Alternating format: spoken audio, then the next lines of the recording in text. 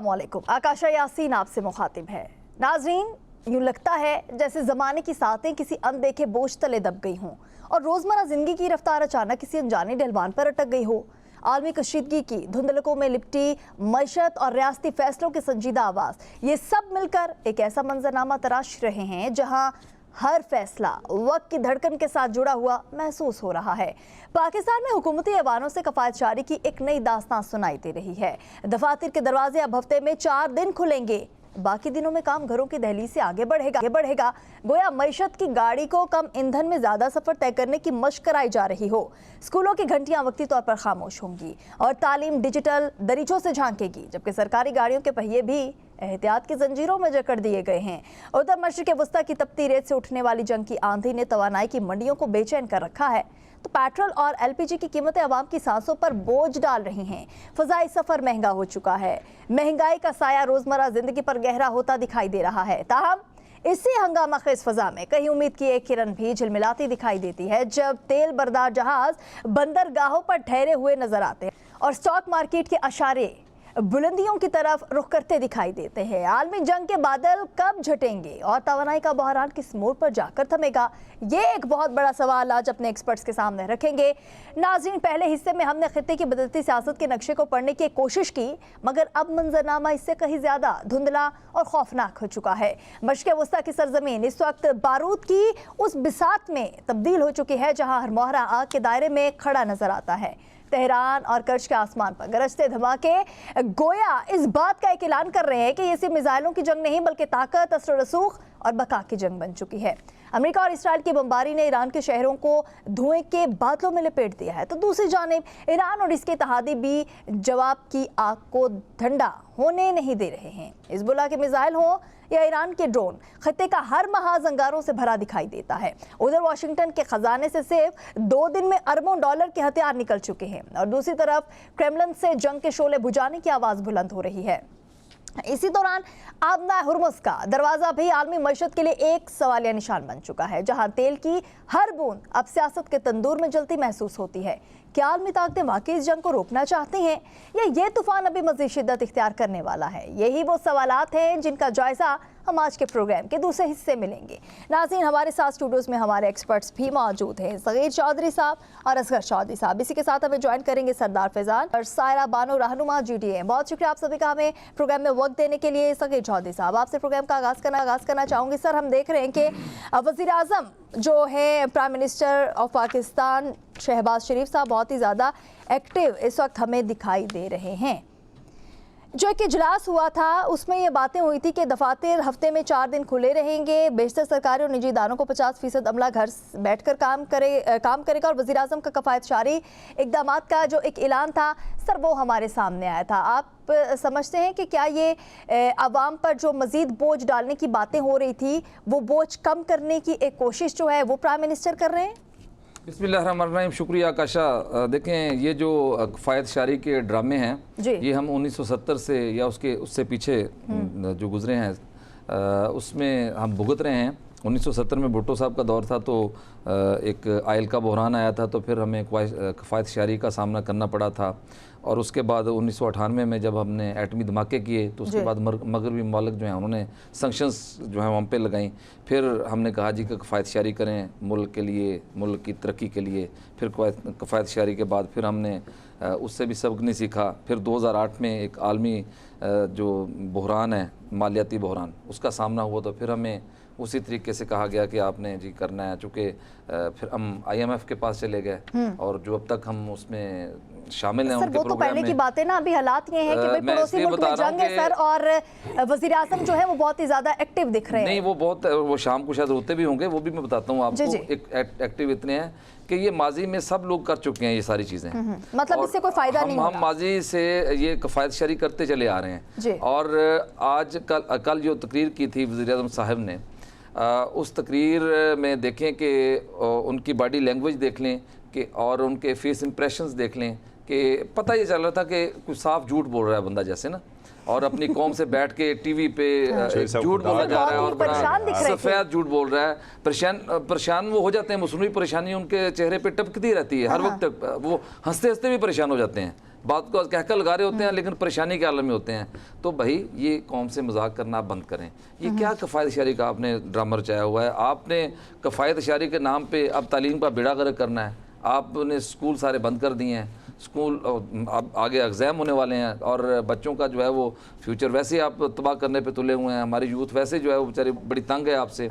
और इसके अलावा आपने हर चीज़ सरकारी गाड़ियों का तेल 50% कम कर दिया, 60% गाड़ियां 2 माह के लिए बंद कर दी हैं। सरकारी गाड़ियों का फ्यूल 50, देखें अगर 80-90 हज़ार सरकारी गाड़ी है, अब आपको ये ख्याल आया कि नहीं सरकारी गाड़ियों का फ्यूल तो जो है ना ये तो बंद करना बहुत ज़रूरी है, ये कफ़ायत शारी में आता है। तो आपको पहले नहीं ये ख्याल आया कि जी हम इतने जो वो तेल की वाफर मिकदार जो है, बल्कि आपने तो डिपो खोला हुआ है सरकार में, वहाँ पे मिनिस्ट्रीज में और सेक्रेटेरिएट में तो डिपो खुला हुआ है, पर्चियाँ बिकती हैं, पेट्रोल बिक भी जाता है। तो आपको पहले याद नहीं था कि ये जो इतना फ्यूल हम ज़ाया कर रहे हैं ये आवाम के पैसे से, इसको हम मुफ्त क्यों देते हैं? मुझे बताएं कि ये सरकारी गाड़ियाँ जो हैं ये रात को इधर आपको बड़ी बड़ी मार्केटों में घूमती नजर आती है, वहाँ पे क्या सरकारी काम हो रहा होता है ये बताएं ज़रा। सिर्फ वहाँ पे वही सरकारी गाड़ियाँ आपको बड़ी तादाद में मुख्तलिफ मार्केट्स में आउट ऑफ स्टेशन जारी होती हैं। हमें तो ऐसा कोई प्रोग्राम या प्लान नज़र नहीं आता कि जी वो सरकार ने ये प्रोग्राम लॉन्च किया है तो इसके लिए पूरी सरकार जो है वो दूसरे शहर चली गई है या मार्केटों में घूम रही है। ये इन पे पाबंदी और चेक एंड बैलेंस क्यों नहीं होता?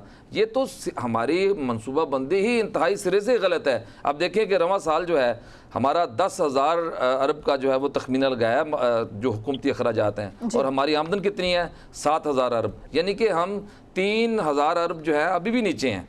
अब मुझे बताएं कि हमने जब हमारे पास 16,500 के 16.5 अरब डॉलर जो हैं वो रिजर्व हैं, लेकिन वो हमें हमारे अपने नहीं हैं तो किसी और के हैं। तो हम किस पे चल रहे हैं? IMF पे। कफ़ायत शारी का हमें सबक सिखाते हैं आप, हमसे तो आप हर किस्म का टैक्स लेते हैं।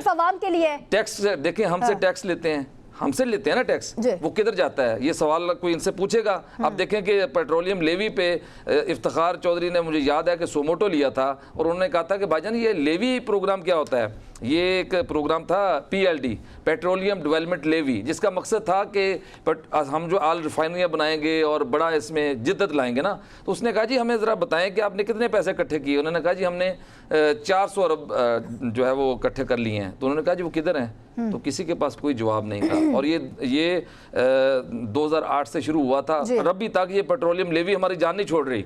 ये मुख्तलिफ तरीक़ों से, मुख्तलिफ बहानों से वारदात डालते हैं अवाम के साथ।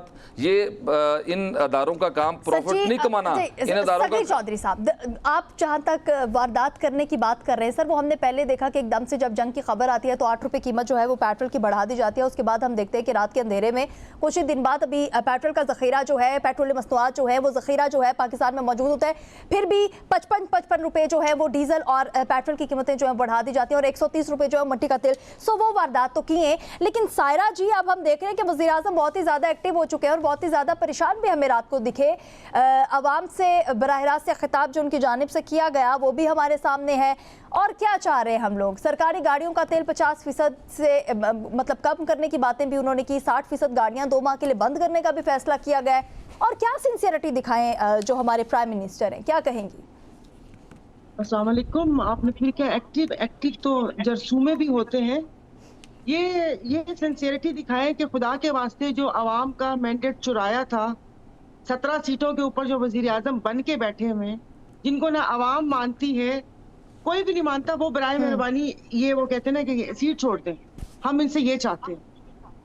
क्यों चाहते हैं? आप मुझे बताइए कि अभी कल से रात से ही जो वो कहते हैं ना कि इंटरनेशनल लेवल पे जो पेट्रोल की कीमतें कम हुई हैं, साथ आके उन्होंने बोला है कि आया वो जो 55 रुपए का जो बॉम्ब हमारे सर पे गिराया गया था वो क्या पेट भर गया? 4 दिन में जितना कमाना था इस बदमाशिया ने कमा लिया, अब क्या वो वापिस होगा? 113 अरब कमा लिया ना। आप अभी ये बात कर रही है, मेरी तो जो दिमाग उलझा हुआ है सुबह से, वो 3 लोगों की प्रेस कॉन्फ्रेंस में उलझा हुआ है।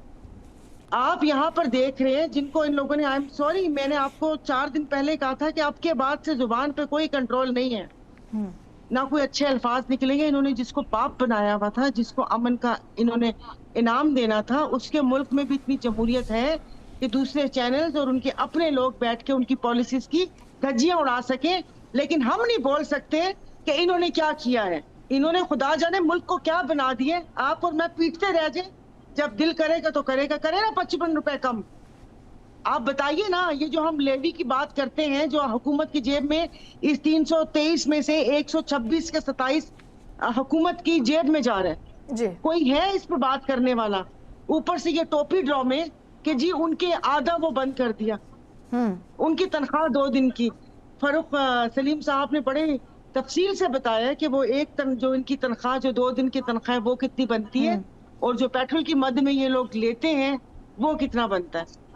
जजेस, रिटायर्ड जजेस को, जो जिनको हमने क्या कहते हैं आप, जिन्होंने इंसाफ को 139 नंबर है उससे भी पहुंचा दिए, आज तक हमने एक फैसला इंसाफ में मबनी नहीं देखा, और उनको भी पेट्रोल मिलता है। उनका 300-400 लीटर पेट्रोल वापस किया है, या वो धरती का बोझ जब तक जिंदा है हमारे सीनों पर मोंग दलते रहेंगे, और उनके बाद उनकी बेवाएं मोंग दलती रहेंगी।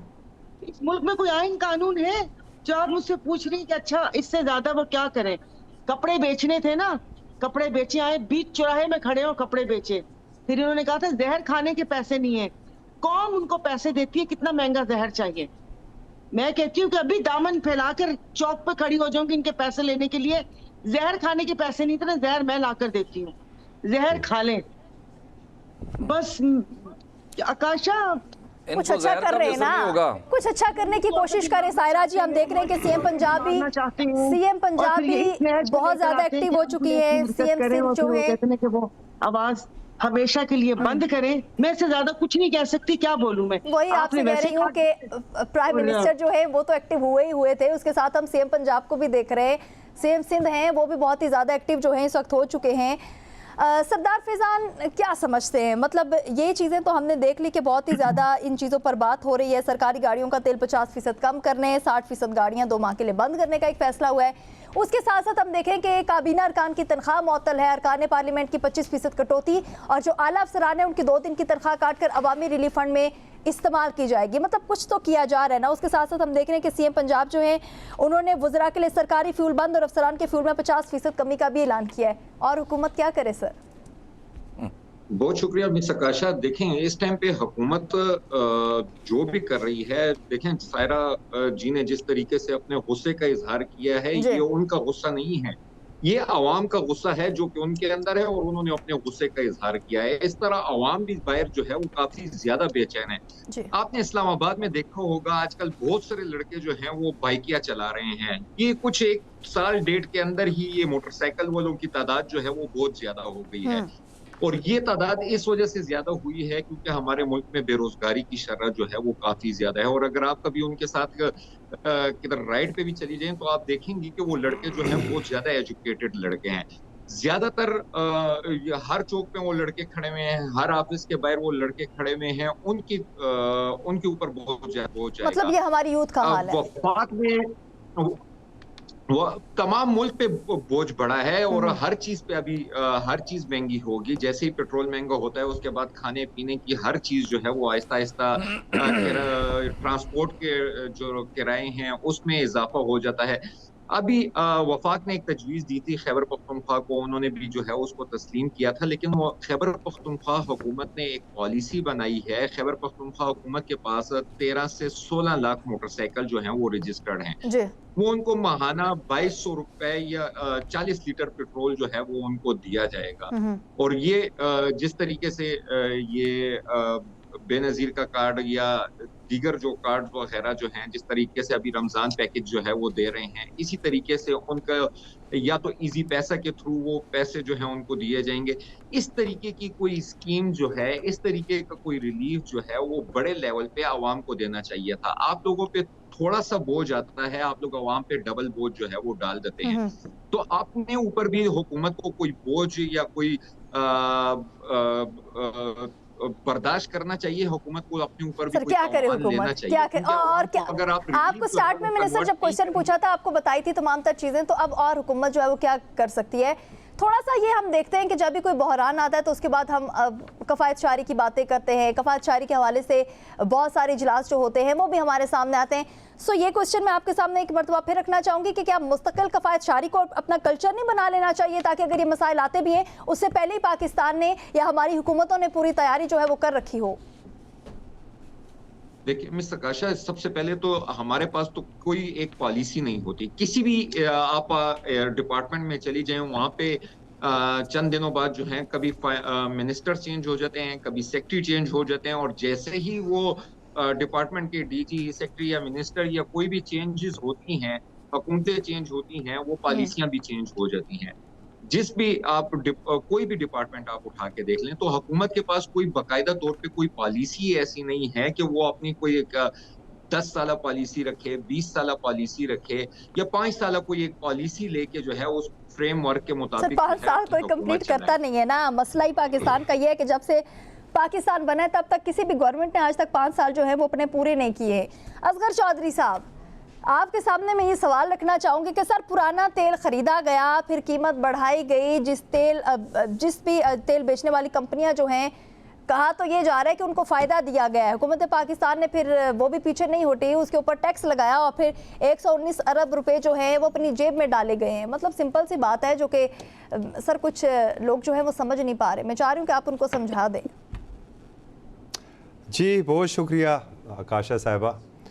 देखिए, हमेशा मेरा एक ट्रैक रिकॉर्ड रहा है कि हमेशा मैं हुकूमत के ऊपर तनकीद करता रहा हूँ, लेकिन आज जो मैं एक रोज़ देख रहा हूँ ना कि बिल्कुल मेरे साथ बैठे हुए मेरे कुलीग हैं, इन्होंने तो बिल्कुल हुकूमत को कटहरे में खड़ा कर दिया। सर जी कटहरे में ऊपर कह दिया कि वज़ीर-ए-आज़म, आप ज़रा मुझे जवाब देने दें प्लीज़ कि वज़ीर-ए-आज़म झूठ बोलते हैं, ठीक है, या बाकी जो गुफ्तगू सुनी है, तो मैं हक़ाइक़ के ऊपर बात करूँगा। मुझे हुकूमत की तर्जुमान ना समझा जाए। देखिए सर आप बात ही ऐसी कर रहे हैं। मैं ऐसी बात नहीं कर, अगर मुदाखलत जो साहब की तो फिर आप भी बात नहीं कर सकेंगे। नहीं, आप देखिए, आपने बात की, मैं चुप रहा, मैं नहीं बोला ना, आप जवाब तो सुनिए। चले सकीर चौधरी साहब, सबसे पहले बात यह है कि आप सूरत हाल को पहले समझे तो सही। जंग लगी हुई है खलीज में, जंग लगी हुई है ईरान, इजराइल और अमेरिका की, और साथ जो अरब कंट्रीज़ हैं। हमने मैदान जंग इस मुल्क को बना के रखा हुआ है जिस मुल्क में हम बसते हैं। क्या यही हमारी पाकिस्तानियत है? सर किसने बनाया? किसने? अवाम ने बनाया, हुकूमत ने बनाया? नहीं, अवाम ने बनाया, माफ़ कीजिएगा, हुकूमत ने नहीं बनाया। या मेरी कबील के कुछ लोग हैं जो मेरे लबादे में, जो साफत के लबादे में, वो उठा के बेपर की उड़ा रहे हैं, जिसके ऊपर आज अभी सायरा साहबा ने इशारा भी किया है कि वज़रा ने भी एक बाजमात प्रेस कॉन्फ्रेंस भी की है। देखिए, सबसे पहले हमें पाकिस्तान को देखना चाहिए। दूसरे नंबर पर मिन हैसल कौम हम क्या कर रहे हैं? कभी हमने ये देखा है? ये हम में से ही है ना। ये जो वज़ीर-ए-आज़म है, क्या मरीख से तो नहीं उतरे, हम में से ही है। शुक्र खुदा करके मैं तो हैरान हो गया, कल मैं तो लुटियाँ डालने लगा था। क्यों? कि जनाब हुकूमत ने 50% पेट्रोल के ऊपर कट लगा दिया। ये अनहोनी हो कैसे गई?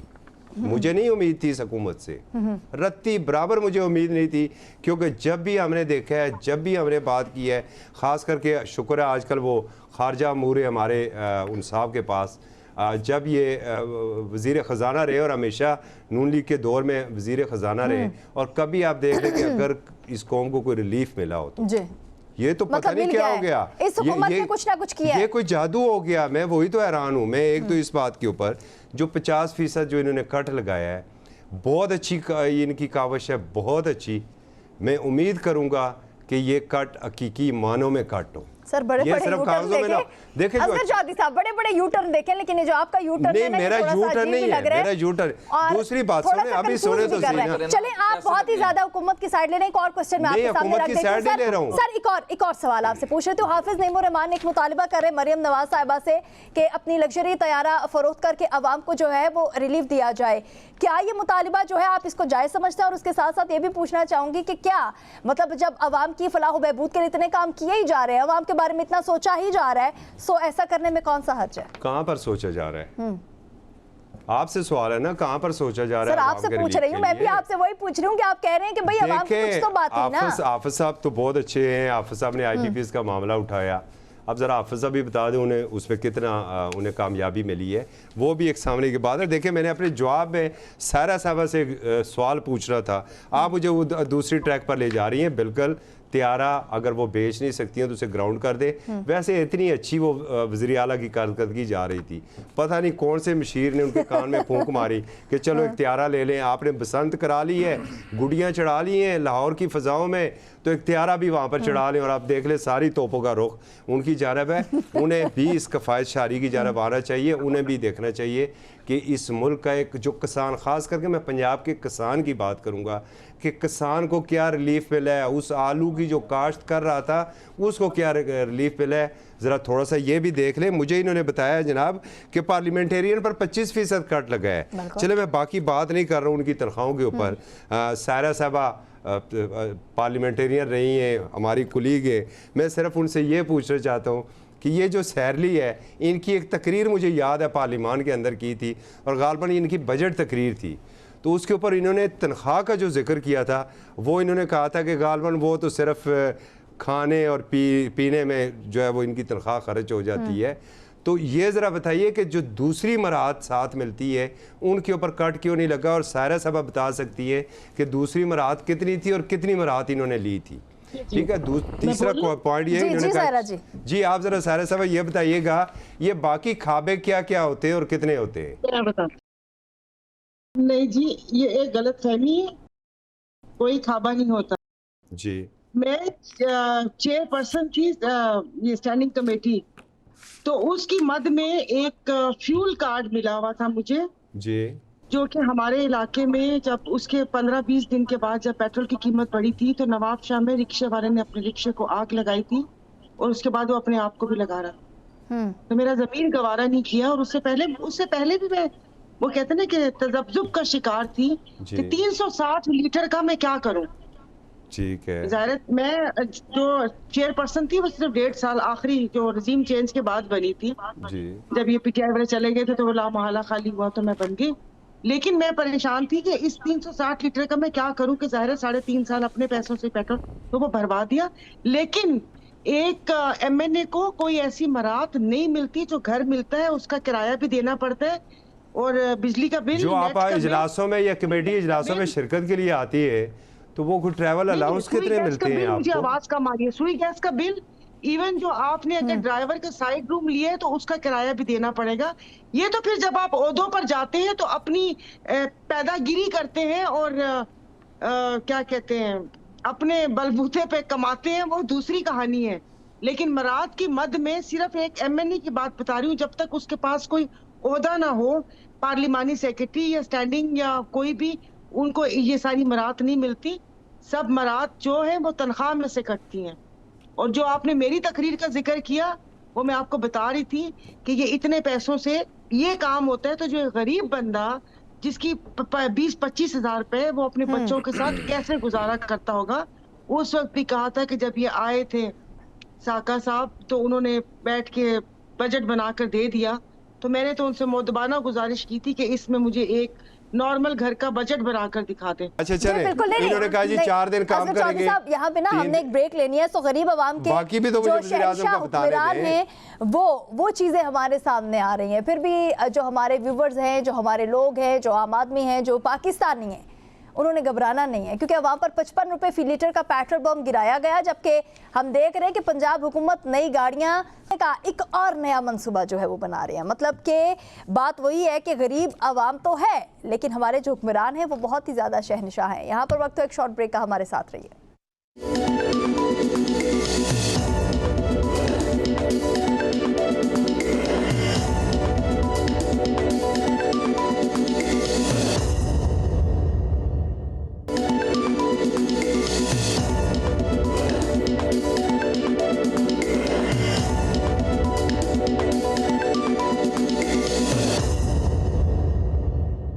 वेलकम बैक, एक मरतबा फिर खुश आमदीद नाज़रीन। कहा तो ये जा रहा है कि अगर ये जो ईरान अमेरिका इसराइल जंग है अगर ये तवील होती है तो बहुत ही ज़्यादा मसाइल जो है वो खड़े हो सकते हैं। मतलब बहुत ही ज़्यादा नुकसान जो है वो पूरी दुनिया को बर्दाश्त करना पड़ सकता है। ऐसी बातें तो हो रही हैं। उसके साथ साथ हम देख रहे हैं कि डोनाल्ड ट्रंप साहब ने एक आधी रात को वाह भाई, क्या बात है कि आधी रात को उन्होंने एक बयान दिया जिसके बाद पूरा मंजरनामा जो है उन्होंने चेंज करके रख दिया। उन्होंने कहा कि भाई ये जो जंग है मज़ीद आगे नहीं बढ़ेगी, इस जंग को हम मतलब बस ठीक है जितनी हमें, वो डेफिनेटली होता है ना कि जब आप कोई भी जंग होती है, कुछ भी इस टाइप का सिनेरियो होता है तो डेफिनेटली उसके बाद आप अपनी आवाम को, अपने लोगों को एतमाद में लेते हो। सो उनकी जानिब से ये एतमाद में लिया गया कि हमें इस जंग में कामयाबी हुई है और अब कुछ ही टाइम बाद ये जंग जो है वो ख़त्म हो जाएगी। कुछ थोड़ा बहुत ईरान के पास जो चीज़ें रह गई हैं उनका भी हम खात्मा कर देंगे। सो हमने देखा कि तेल की कीमतें भी एकदम से हमें फिर नीचे आती दिखाई दी और ख़ास तौर पे जो हमारे अवाम थे, पाकिस्तान के अवाम, उनमें उन्होंने थोड़ा सा सुक्का सांस लिया और हमारी गवर्नमेंट ने भी शायद। लेकिन सग़ीर चौधरी साहब, ईरानी वज़ीर ख़ारिजा अब्बास अराग़ची जो है वो कह रहे हैं कि अमेरिका के साथ मुज़ाकरात एजेंडे में शामिल ही नहीं है। मतलब ये जो हम बातें करते हैं, ये जंग हुई उसके बाद इसराइल को जो निशाना बनाया गया और उसके साथ साथ जो अमरीकी अड्डे थे मुख्तलिफ़ खलीजी ममालिक में उनको जो निशाना बनाया गया, वो पहले से जो रहनुमा थे जिनकी शहादतें हो चुकी हैं, जो ईरान की क़यादत थी, उनकी जानिब से फैसले थे। सो अब भी यही कहा जा रहा है कि अमेरिका के साथ जो मुज़ाकरात हैं वो एजेंडे का हिस्सा ही नहीं है। क्या ईरान की मिसाइल कार्रवाइयाँ जारी रखने का जो फैसला इस वक्त हमारे सामने आ रहा है ये जंग को तवील करने का सबब बनेगा और मज़ीद तबाही जो है वो खित्ते में फैलेगी? आकाशा, देखें जो डोनाल्ड ट्रंप है वो अपनी स्टेटमेंट हर रोज़ बदलते हैं। कभी कहते हैं 1 महीने तक ये जंग चलेगी, कभी कहते हैं कि ईरान जो है वो मेरे साथ मुज़ाकरात में, ईरानी क़यादत जो है और राब्ते में है और हमारे जो है मुज़ाकरात होने जा रहे हैं, तो उसको डिनाई कर दी जाता है ईरानी क़यादत की जानिब से कि हमारे साथ तो कोई उनके मुज़ाकरात का सिलसिला नहीं है और ना ही हमने उनके साथ कोई इस तरह की डील करनी है और ना ही इस तरह की कोई डील चल रही है। तो वो हर रोज़ एक नया बयान देते हैं। मतलब ईरान जो अब कर रहा है वो सही कर रहा है? जी, ईरान देखें, ईरान तो अपने सर्वाइवल की जंग लड़ रहा है। ईरान ने जंग मुसल्लत तो नहीं की, जंग तो मुसल्लत किया है अमेरिका और इजराइल ने ईरान पे, तो उसने तो अपना दिफा करना है। वो अपने दिफा में देखें हर चीज़ का इख्तियार रखता है, वो सॉवरन स्टेट है और एक सॉवरन स्टेट जो होती है वो अपने दिफा के लिए हर किस्म का हक और राइट रखती है। अब देखें कि डोनाल्ड ट्रंप के इस इक़दाम को दुनिया के कितने ममालिक ने अप्रीशिएट किया है। मेरा तो ख्याल है कि किसी मुल्क ने उसको खुल के अप्रीशिएट नहीं किया और जितने भी मगरबी ममालिक हैं, ख़ुसूसी तौर पर जो यूरोपियन कम्युनिटी है, उसने तो हाथ उठा लिए हैं। वो कहते हैं कि हम आपकी जंग में नहीं कूदते। कनाडा भी इसमें शामिल है, स्पेन भी इसमें शामिल है। स्पेन पे तो उसने उस बयान के बाद जो है वो बाकायदा ताल्लुकात मुनक़ता करने के हवाले से भी बयान दे दिया। तो जो डोनाल्ड ट्रंप साहब हैं वो अब सूरत हाल को भांपते हुए पीछे हटने की थोड़ी सी कोशिश कर रहे हैं और फेस सेविंग चाह रहे हैं, क्योंकि उनके जितने भी हवाई अड्डे थे या एयर बेसिस थे, फ़ौजी अड्डे जहाँ पर बने हुए थे, वो सारे जो है तकरीबन उनको डैमेज किया जा चुका है और बड़े उनके जो टारगेट हैं वो अचीव किए हैं ईरान ने। और वो वहीं से ज़ाहिर है कि बैठ के ऑपरेट करता था। उसकी कोई फ़ौज तो है नहीं कि वो फ़ौज भेजेगा ईरान में और फिर ईरान को फतह कर लेगा, ऐसी बात तो है नहीं। अब एक बात और करना चाहूँगा कि उसने 2 दिनों में $5.6 बिलियन के वेपन्स इस्तेमाल कर दिए हैं जंग में। सिर्फ 2 दिन की बात कर रहा हूँ कि $5.6 अरब मालियत के, इतने महंगी मालियत के इतने बड़े बड़े हथियार उसने इस्तेमाल किए हैं। लेकिन इसके बावजूद भी देखें तेहरान को बहुत नुकसान पहुंचा है, वहाँ पे बहुत तबाही हुई है, इंफ्रास्ट्रक्चर तबाह हो गया है, हर चीज़ वहाँ पे जो है वो मलियामेट होगी। लेकिन उसके बावजूद वो बहसीत कौम खड़े हुए हैं ना, जे मुश्तबा ख़ामेनी आए तो पूरे जो ईरान में तेहरान में जश्न मनाया गया और सारे लोग सड़कों पर निकल आए और उन्होंने ज़िंदा कौम होने का सबूत दिया कि हम डरे नहीं हैं और हम अपनी क़यादत के साथ हैं। जो एक रजीम चेंज होने की बात डराते धमकाते हैं, वो बिल्कुल उन्होंने उस तासर को गलत किया। और दूसरी बात, मुझे एक चीज़ अभी तक समझ नहीं आई, नेतन्याहू किधर है? उसके बयानात नहीं मुझे नजर आ रहे हैं, उसकी धमकियां नजर नहीं आ रही, कहाँ छुपे हुए हैं नेतन्याहू भाई? तो ये भी आ रही है कि शायद वो जहन्नुम वासिल जो है वो हो चुके। मुझे बहुत सारा मीडिया रिपोर्ट कर रहा है, लेकिन अब देखें कि उसका कोई बयान नहीं। उसके भाई की डेथ की खबर आ रही है कि उसका भाई मारा गया है, कभी उसके बेटे की डेथ की खबर आ जाती है, लेकिन अभी तक पिछले को 5 दिनों से नेतन्याहू खामोश है। डोनाल्ड ट्रंप उनकी जगह पे बयान जरूर दे रहा है, लेकिन नेतन्याहू का कोई पता आता नहीं है। वो पता अगर आपको पता चले तो हमें भी बता दीजिएगा, हम अपने नाज़रीन को बता दें। लेकिन मैंने बड़ी कोशिश की है पता करने की कि वो कहाँ पे छुपा हुआ होगा या कहाँ किसी बंकर में चला गया होगा या कहाँ पे होगा, तो उसका नहीं पता चल रहा। देखें ये होती है आपकी पसपाई कि आप खामोश हो जाएं और आप अपना जो रिज़ल्ट है वो देख के उस पर खामोशी इख्तियार कर लें। ईरान ने नो डाउट बहुत लॉस जो है वो अपना बर्दाश्त कर लिया, लेकिन ईरान ने जो हार नहीं मानी। और आपको याद होगा जब जंग शुरू हुई थी तो क्या ईरान के जो उनके हुकाम हैं उनके क्या बयान थे? उनके बयान ये थे कि ईरान पे जो जंग मुसल्लत हुई है अमेरिका ने और इजराइल ने की है, और जंग ख़त्म करने का ऐलान और तारीख़ हम तय करेंगे कि कब जंग ख़त्म करनी है और कब उसका ऐलान करना है। तो अब ऐलान तो ईरान की जानब से होना है कि जंग का कि उसने ख़त्म किया या नहीं, अमेरिका कहे ना कहे। हाँ, अलबत्ता ये ज़रूर है कि बहुत से तबसरे तजज़िये हम सुन रहे हैं और बहुत सी खबरें और बैनुल-अक़वामी मीडिया ये रिपोर्ट कर रहा है कि अगर इसको इसी तरह से फंसाया गया, और चूँकि बुरी तरह से अमेरिका और इजराइल फंसे हुए हैं इस वक्त, तो फिर मुमकिना तौर पर हो सकता है कि वो कोई एटम बम ना वहाँ पे गिरा दे। इसका खदशा जाहिर किया जा रहा है। और अगर ये ऐसा हुआ, अगर ऐसा हुआ तो फिर ये खित्ता नहीं होगा, ये दुनिया की जंग होगी और जिसको कहते हैं वर्ल्ड वॉर, और ये तीसरी जंग में तब्दील हो जाएगी। अगर ऐसा उसने किया, इजराइल ने किया, तो देखिए हम भी खामोश नहीं बैठेंगे। और इजराइल बराह रास्त पाकिस्तान को हिट कर रहा है, बराह रास्त पाकिस्तान को टारगेट कर रहा है, और इंडिया के साथ मिलके, इंडिया के साथ गठजोड़ करके ये सारा कुछ इजराइल हमारे साथ बराह रास्त कर रहा है। और देखें जो ईरान है और पाकिस्तान है उसकी तो सरहद आपस में बिल्कुल मिलती है, आपस में एक नकलो हरकत एक दूसरे की देखी जा सकती है। तो भाई उसके जो तैयारे उड़ते हैं, 80-80 तैयारे आते हैं इजराइल के, बमबारी करके जाते हैं, तो हमारी सरहद के बिल्कुल साथ साथ होते हैं और हमारी भी वहाँ पे पेट्रोलिंग चल रही होती है। तो खतरा ये नहीं है कि पाकिस्तान को नहीं है खतरा उससे।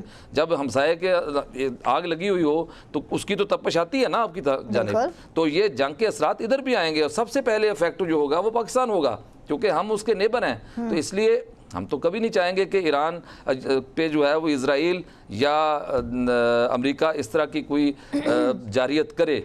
अगर उसने सोचा या किया तो फिर इसका बहुत भयानक अंजाम होने वाला है, खुदा ना करे। और अगर ऐसा हुआ तो फिर दुनिया जो है वो तीसरी आलमी जंग की लपेट में चली जाएगी। अब डोनाल्ड ट्रंप, मेरी ऑब्जर्वेशन है कि डोनाल्ड ट्रंप को फेस सेविंग दे देनी चाहिए, उसको फेस सेविंग देंगे तो दुनिया सुकून में आ जाएगी। उस जितनी उसकी बेइज्जती होनी थी हो चुकी है। ईरान ने जो उसकी जो है वो वहाँ पे उसको फेंटा लगाया है ना, वो तारीख में एक रकम हो चुकी है चीज, और उसको मलियामेट कर दिया इस वक्त। तल अबीब जो है वहाँ पे आप देखें इंफ्रास्ट्रक्चर, मैंने एक वो इंडियन चैनल है और उनका एक रिपोर्टर वहाँ पे पहुंचा था, तो उसने जो अपने बैकग्राउंड में सारी चीजें दिखाई हैं वो तो राख का ढेर नजर आ रहा है। राख का ढेर नजर। सर सही कहा आपने। और ये भी जो आपने बात की ना कि एटमी तनसीबात तबाह करने के लिए इसराइल की जानिब से एटमी हमला जो है वो भी किया जा सकता है, ये भी कुछ खबरें जो हैं वो सुनने को मिल रही हैं। सायरा जी, हम देखते हैं कि ट्रंप एक तरफ जो है वो वाज़ेह ऐलान कर देते हैं कि जंग जो है वो ख़त्म हो गई, अब मैंने जंग ख़त्म कर देनी है, इसी हफ्ते में हम जंग जो है वो ख़त्म कर देंगे। मतलब उनके चेहरे से भी साफ ये चीज़ें नुमायाँ हो रही हैं कि वो मज़ीद आगे इस चीज़ को लेकर नहीं चलना चाह रहे हैं। उसके साथ ये भी कह देते हैं, मतलब एकदम से यू टर्न लेना, एकदम से ऐसा बयान देना कि ईरानी क़यादत ख़त्म करूँगा, मुझे पसंद नहीं है। मतलब भाई आपकी पसंद या नापसंद को इस वक्त कौन देख रहा है कि आपके कोई चीज़ आपको नहीं पसंद तो या कोई चीज़ पसंद है तो वो वैसी चीज़ें हो जाएंगी, ऐसा तो नहीं हो सकता। सगीर चौधरी साहब ने उससे बताया कि जाहिर है कि अगर वहाँ पर आग के शोले हुए तो हम पड़ोसी हैं, उसकी तपिश से महफूज नहीं रह सकेंगे। बाकी आपने ट्रंप साहब के बयानात का जिक्र किया, तो मुझे बताइए कि क्या वो एक स्टेबल बंदे लगते हैं कि वो एक तरफ क्या बात करते हैं दूसरी तरफ क्या बात करते हैं। उसकी मिसाल हालिया दिनों में आप बार बार क्या मिसाल दूं। और उससे पहले आपने कहा फेस सेविंग दे देनी चाहिए। क्या फेस सेविंग उनको दे देनी चाहिए? यानी कि हम खुद से हार मान लें या अपने शहबाज शरीफ साहब भेज दें जो उनको तसल्ली दे और उनको फेस सेविंग के तरीके बताएं। मुझे ये बयान सुना सुना लगता है कि जब आप किसी से हारना, एसाबी जंग और नफ्सियाती जंग हारते हो तो फिर आप बोलते हो कि नफरत पाई जाती है, शक्ल पसंद नहीं है, ये नहीं है, वो नहीं है। कुछ सुनी सुनी चीजें लगती हैं कि खरबूजे ने खरबूजे को देख के तो रंग नहीं पकड़ा। तो जो ताकत के नशे में वो जो कहते हैं ना कि इस किस्म की हरकतें करते हैं, सींगों पे दुनिया उठाने की बात करते हैं, तो उनको इन तमाम चीजों को सामने उनके काबीना में भी या उनके आसपास भी कोई ऐसा शख्स नहीं था जो इनको ये चीज समझाता, या वो उनको अपनी वीडियोस का, अरे सॉरी वीडियोस तो हमारे यहाँ होती है, क्या होती है उनकी, वो कौन सी फाइल थी जिसमें तमाम उनकी तमाम चीजें थी, एप्स्टीन फाइल्स, क्या उसके डर से, उस खौफ से उन्होंने दुनिया का नक्शा बदलने का सोचा? आप देखें ना कितनी मुमासलत है। क्या कहूँ मैं, क्योंकि आप मुझसे अभी कोई सीरियस जवाब की तवक्को रखती होंगी, लेकिन मैं तो मुवाज़ने करना शुरू हो गई। वीडियोस, एप्स्टीन फाइल्स, मुझे शक्ल पसंद नहीं है, मैं ये कर दूंगा, फिर दूसरे हल्के कहना कि इनको फेस सेविंग देनी है। बाकी सखी चौधरी साहब आपने बड़ी अच्छी बातें की ईरान के हवाले से। तो आकाशा बस ऐसे ही है, मेरे पास कोई ऐसा कोई है नहीं। आप मुझसे पूछेंगी, मेरा दिल तो इतना जला हुआ है कि मैं हर मोड़ पे हर गांव पे इन पे तंज करूंगी और इनकी वो जो कहते हैं ना छुपी हुई चीजें मुवाजना करके सामने लेकर आऊंगी। बिल्कुल जी जी। सरदार फैजान, इस्राएली मोसाद के लिए जासूसी करने वाले भारतीय शहरी को बहरीन हुकूमत ने गिरफ्तार कर लिया है। मतलब जहाँ पे कोई मसला होता है, जहाँ पे कोई प्रोपेगेंडा किया जाता है, चाहे वो कोई किसी मुल्क की अंदरूनी कहानी हो या बैरूनी कहानी हो या किसी मुल्क की किसी बड़े मुल्क जो है, बड़े ममालिक जो है उनकी स्टोरी हो, वहाँ पे भारतीय शहरी जो है उनका नामो निशान कहीं ना कहीं से मिल ही जाता है। सर, इस वक्त हम देख रहे हैं कि इस्राएली मोसाद के लिए जासूसी करने वाला भारतीय शहरी जो है उसको गिरफ्तार कर लिया गया और ये बहरीन हुकूमत ने किया है, क्या कहेंगे? बहुत शुक्रिया मिस्टर काशा। देखें इस वक्त पे अमेरिका क्या चाह रहा है। अमेरिका ने ईरान के पानी पर हमला किया है, जिसका ईरान ने भी भरपूर जवाब दिया है, और बहरीन के पानी के प्लांट पर जो है ईरान ने हमला किया है। अच्छा, अरब ममालिक के पास तेल, गैस, इसके जखायर और तो बहुत हैं, लेकिन उनके पास पानी नहीं है। समंदर के पानी को वो डीसैलिनेशन करके वो उसको साफ करते हैं और वो पानी इस्तेमाल करते हैं। और दुनिया के डीसैलिनेशन जो प्लांट हैं 60% जो हैं वो मशरिक वस्ता में है। तो अमेरिका इस टाइम पे यही चाह रहा है कि ये जो मशरिक वस्ता या के जितने भी ममालिक हैं ये आपस में उलझ पड़े, इसलिए उसने उनके पानी पे हमला किया है और ईरान ने भी उसका जवाबी वार में पानी पे हमला किया है। और बहरीन में ये जो पकड़ा गया है, ये जो जासूस है, तो ये भी इसी की एक कड़ी जो है वो मिलती है, क्योंकि वो इसराइल, अमेरिका, ये दोनों इस टाइम पे ये चाह रहे हैं कि मिडल ईस्ट के जितने भी ममालिक हैं ये आपस में उलझ पड़े और ये ईरान की इस जंग में कूद पड़े। तो इस वजह से उन्होंने पानी पे अटैक किया, क्योंकि इन मुल्कों के पास तेल के जखायर तो बहुत ज्यादा हैं, लेकिन इनके पास पानी जो है वो बहुत कम है। तो इस वजह से अमेरिका ये तमाम चीजें जो है वो कर रहा है। अमेरिका को इस तमाम जंग में जो है वो रोजाना की बुनियाद पर $891 मिलियन का नुकसान हो रहा है, और जंग तवील होती है तो ये $100 अरब तक भी पहुंच सकता है। और इसराइल को अब तक $3 से $4 अरब का इसमें तमाम नुकसान हो चुका है। और सबसे बड़ा नुकसान जो है वो कतर में एलोडॉइड एयरबेस के जो रेडार नस्ब किया गया था उसको जो तबाह किया है, जिसकी मालियत जो है $1.1 अरब जो है वो बताई जा रही है, उस पे सबसे ज्यादा नुकसान हुआ है। और अमेरिका के जो 2 बहरी जहाज जो इस टाइम पे खित्ते में मौजूद हैं, उसके एक दिन की लागत जो है वो $13 मिलियन जो है वो पड़ती है अमेरिका को। तो इन तमाम चीजों में अमेरिका चाहता है कि अब ये जितने भी मशरिक वस्ता के ममालिक हैं ये तमाम आपस में उलझ पड़े, और ये उलझेंगे तो अमेरिका जो है वो थोड़ा सा बैकफुट पर जा सकेगा और उसको फिक्स सेविंग का एक मौका भी जो है वो वहां पे उसे और ऐसा कुछ आपको लगता है कि ये आपस में ममालिक उलझेंगे? सरदार फैजान, ऐसा कुछ फील होता है कि ये ममालिक आपस में उलझेंगे जो ट्रंप जो है वो कोशिश कर रहे हैं? देखें, अब वो अपनी भरपूर कोशिश कर रहे हैं और इसमें पाकिस्तान और दीगर ममालिक जो हैं वो भरपूर तरीके से कोशिश कर रहे हैं कि ये तमाम ममालिक जो हैं ये आपस में ना उलझें। पाकिस्तान की भी यही कोशिश है और साथ में चाइना भी कोशिश कर रहा है, दीगर ममालिक भी इसमें लगे हुए हैं कि ये तमाम जितने भी ममालिक हैं ये आपस में ना उलझें। देखिए, जिस टाइम पे ट्रंप जो आया था उसने अपनी दूसरी दौरे सदारत का आगाज किया था, उसने सबसे पहले ऐलान किया था कि वो यूक्रेन और रूस की जंग जो है वो खत्म करेगा। तो रूस से जो बंदा तेल लेगा उस पे वो टैरिफ लगाएगा। उसके बाद जो है कुछ ममालिक ने उससे तेल लेना जो है वो बंद भी किया था, कम कर दिया था, जैसे भारत हो गया, दीगर ममालिक ने उससे तेल लेना जो है वो कम कर दिया था। फिर अमेरिका जो है वो ईरान पे इसराइल के साथ मिलकर अटैक करते हैं और स्टेट ऑफ हॉर्मुज़ जो है वो बंद हो जाती है, और वो तमाम रास्ते बंद हो जाते हैं जो अमेरिका के इत्तेहादियों का LNG या तेल इस रास्ते से गुजरता है। अब इन तमाम मुल्कों के पास जो है वो क्या अमेरिका के जितने भी इत्तेहादी ममालिक यहाँ पे हैं उनके पास कौन सा मुल्क रह जाता है, वो कहाँ से तेल लेंगे? एक रूस उनके पास रह जाता है जिससे वो तेल लेंगे। तो अमेरिका की पॉलिसी जो है वो तो ये पॉलिसी है अमेरिका की कि वो कहता कुछ है, करता कुछ है और होता कुछ है। तो ये तमाम चीजें जो है वो इस टाइम पे हैं। अब एक चीज और मैं बीच में ऐड करना चाहूंगा कि अगर ये जंग जो है मजीद तूल लेती है तो एक खतरा जो है वो इस जो ये जासूस पकड़ा गया है, इस तरीके के काफी जासूस जो हैं वो अमेरिका और इसराइल ने इस खित्ते के अंदर छोड़े हुए हैं ताकि वो तबाही फैला सकें। आपने देखा होगा पिछले दिनों काफी ऐसी खबरें आई हैं जिसको ईरान ने डिनाइड किया है कि ये मिसाइल या ये ड्रोन जो हैं वो हमारी तरफ से नहीं भेजे गए थे। तो ये ड्रोन, ये मिसाइल जो हैं वो कहाँ से आए थे, किसने भेजे थे और किसने ये मिडल ईस्ट के ममालिक को जो है वो टारगेट किया था। तो ये अमेरिका इस टाइम के उसकी ये पॉलिसी है कि वो यही भरपूर तरीके से कोशिश कर रहा है कि मिडल ईस्ट के ममालिक को आपस में उलझा दे। तो अब मतलब बेमानी बातें, नॉन सीरियस एटीट्यूड जो है वो डोनाल्ड ट्रंप साहब की जानिब से सर हमें देखने को मिल रहा है। असगर चौधरी साहब, ईरानी पासदाराने इनकलाब ने ट्रंप के बयान पर एक रद्द-ए-अमल देते हुए कहा है कि जंग के खात्मे का तयन जो है अब हम करेंगे। मतलब जंग आपने छेड़ तो दी, लेकिन अब जंग जो है अगर वो ख़त्म होनी भी है तो वो हमारी तरफ से होगी, ना कि वो आपकी तरफ से होगी। क्या आप समझते हैं कि जो ट्रंप साहब की बेमानी बातें हैं इसका एक जवाब जो है वो उनको मिल गया? जी बिल्कुल आकाशा, देखें पूरी ट्रंप साहब क्या पूरी दुनिया भी ये समझ रही थी और ख़ास करके जो इजरायली चालाक लोमड़ी है वो भी यही समझ रहे थे कि बस 24 घंटे की बात है, हमने मेन लीडरशिप को मार देना है, उसके बाद ईरान ने सरेंडर कर देना है, लोग बाहर निकल के आ जाएंगे और हमारा वो ख्वाब जो वेनेजुएला वाला तरीका था हम वहाँ पर कर लेंगे और फिर अल्लाह अल्लाह खैर सल्ला हम कहेंगे जी हम जंग जीत के आए हैं। लेकिन गलती से या गलतफहमी में उन्होंने गलत जगह के ऊपर हाथ डाल दिया है।